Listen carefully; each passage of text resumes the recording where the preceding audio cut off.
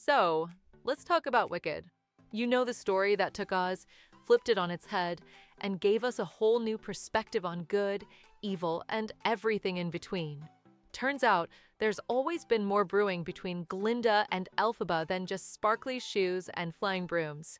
There's definitely some intentional romantic subtext in there, according to Gregory Maguire, the guy who wrote the original novel back in 1995. Maguire recently opened up about this in an interview, and his take is fascinating. When he wrote Wicked, the author wanted Oz to feel real, like a world you could step into and believe existed. I wanted it to have a depth of history, culture, and complexity, just like the real world, he said.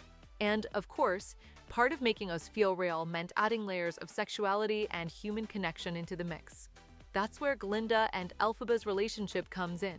Fans have been picking up on this vibe for a while, especially since there's a scene in the book where the two actually kiss. Yeah, that happened. While the kiss didn't make it to the Broadway musical, Maguire says it was absolutely intentional. He described the moment as modest and restrained, but also left space for the imagination. One of them might have felt more than the other, but didn't want to say it, he explained before throwing in a cheeky comment, saying, "Maybe when the novelist wasn't looking, the girls hooked up on their way to the Emerald City." Now, with the Wicked movie adaptation starring Cynthia Erivo as Elphaba and Ariana Grande as Glinda, people are wondering if any of these nuances will make it to the screen.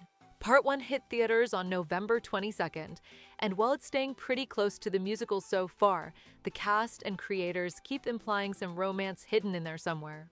We'll have to wait until 2025 for Part 2 to see how their journey wraps up, but the chemistry between these two characters is already sparking conversations. What do you think? Could Glinda and Elphaba's bond be more than just friendship? Or is it just another mystery lost somewhere along the yellow brick road?